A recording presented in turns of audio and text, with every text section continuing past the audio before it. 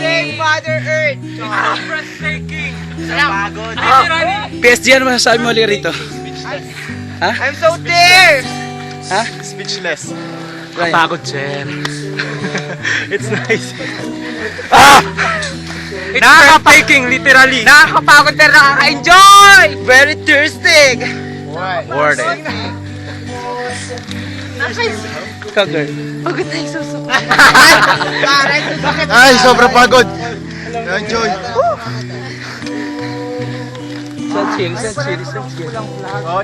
San cheer ka mo. Magandang araw po sa inyo. Romualdo Versosa Jr. po ng Lakbay Aral. 15th Lakbay Aral here at Magalang, Pampanga. Super enjoy po yung tour na to. Umakyat kami sa 15th station and nakarating kami sa awa ng Diyos. Dumating kami sa 13th station, nag-oath taking ang mga newly appointed officers and nakakatuwa dahil super cooperative lahat ng mga officers. And nakikita nyo sa background sa likod ko, ang Bagalang, Pampanga, ibig sabihin nasa tuktok na kami ng Mount Arayat. So masaya kami. Ang Lakbay Aral na ito is hindi siya makakalimutan magpakita nito. Isang bagsak! Bigyan ng isang bagsak! Bigyan ng isang bagsak! Nagpapamigat pa. Let's go! Ano masasabi? Ano masasabi? Ayoko na po. Line na 7-Eleven. Full feeling. Ha? Full feeling, sir. Ano masasabi? Pagod! Ang tradisyon, nagtulak ng alay. Go. 2002 una ko na ako sumama sa 2000 Marinduque, Fort Lakbay Aral. After 12 years kasama ulit ako dito. Pero nakasama ako sa Sagada at saka Daraitan. So, pang-fourth ko na itong lakbay. So, life-changing kasi sa akin when I was 18. Life-changing sa akin ang lakbay. Ngayon gusto kong balikan, gusto kong maramdamin yung spirit ng safety. So, luckily, nakahanap ako ng time para balikan yung organization, yung activity na kung saan nakilala ko, nahanap ko. At ang lakbay talaga, lakbay stands for the word lakbay. It's a journey of life. So, saan siguro ako pumunta, saan man ako mapapadpad, yung puso ko may kumot doon ng lakbay. And somehow ka-date ako dito sa Lakbay Aral, dito sa Magalang. Alam ko, natutuwa ako sa mga participants na ngayon iba-ibang lupalop na galing. Ang saya, na-invade na namin ng Pilipinas. Alam ko, pinitik sila, pinurot, pinaplos ng Lakbay Aral. So proud na saving moment ako kahit saan pa ako. Thank you po. Napaka-fulfilling kasi despite na napakataas ng lalakbayin mo, ng akitin mo, kapag nakuha mo yung gusto mo, narating mo yung isang bagay, parang ang sarap sa pakiramdam kasi sabi nga doon kanina sa quotation na nabasa namin, discouragement is the best enemy of perseverance. So, parang kanina nung umakyat kami, sabi ko hindi ko na kaya, parang feeling ko magkukulaps ako pag umakyat pa ako. Pero nung iniisip ko yung quote kanina, parang kaya ko to, parang ganun yung impression na kailangan kapag leader ka, alam mong i-manage ka lang, even your emotions, your courage is always there kahit na alam mong down ka na, kahit alam mong hindi mo na kaya. Kasi sa isang organization, meron kang paghuhugutan ng lakas eh. Yun yung mga kasama mo na hindi rin sumusuko.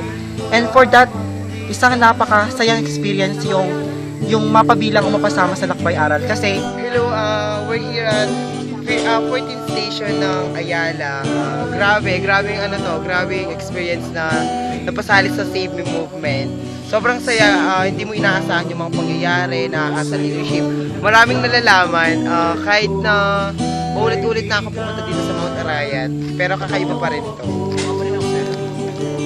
Yung katana. Siya, nung narinig ko yung safety, kala ko yun, organization na naman, or yung mga usual na ginagawa. Tapos nun, nakita ko naman si Doc Ed, sila naman pala yung founder. Siya, sabi ko, baka kakaiba to, sabi ko, try nga natin. Kahit na never pa ako umalis sa family ko na November 1. Yun, trinay ko tong activity ko. At yun nga, Ayun, magandang araw sa inyong lahat. So, ang sabi kasi ni PJ sa akin, lalakbay aral. Ang alam ko kasi sa lakbay aral, yung parang sa SK lang na hotel, pupunta sa mga magagandang lugar, sa iba-ibang lugar, sa parte ng Pampanga. Pero, nung sinabi niya sa akin na sa Ayala tayo bro, sabi niya, like, iba yung pakiramdam ko, sabi ko, iba to, parang camping to, sabi ko. Tapos nung nag-start na yung program, ayun, na-realize ko na mas maganda pala ito sa dati na ginagawa namin na lakbay aral. So ngayon, nasa 14th station nga kami.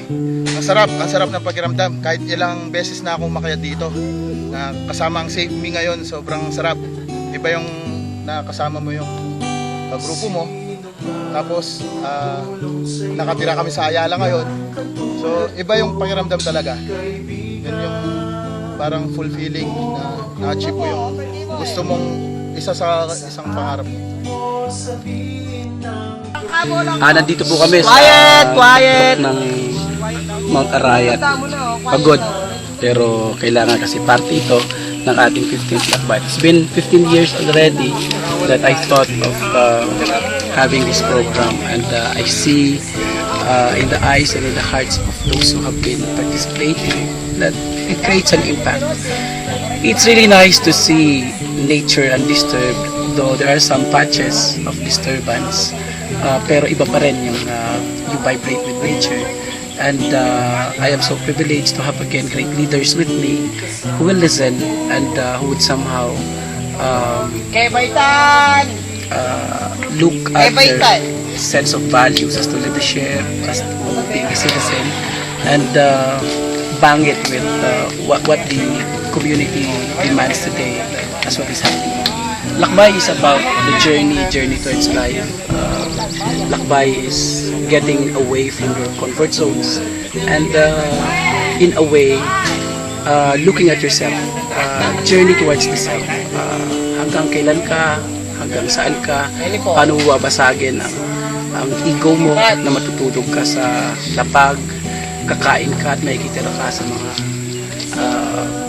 bahay na hindi ganun kayaman. Yung miracle na amidst the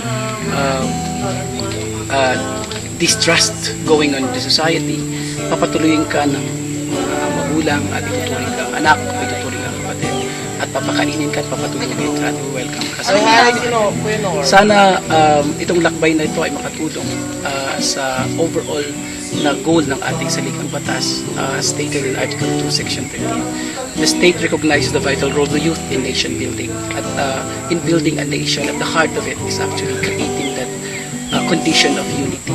And when you unite one family to another, I think that's a substantial way of uniting this country. Maybe this is the 15th lakbay, and our life may not last that long. We are tiring, but the inspiration we're going to get and we're going to give to the next generation will be the inspiration maybe that would grow and be nurtured, and maybe somehow in the near future we may not be heroes like Rizal or Bonifacio, but we'll make a difference to this country because we love this country. Sa akin mo sabihin ang problema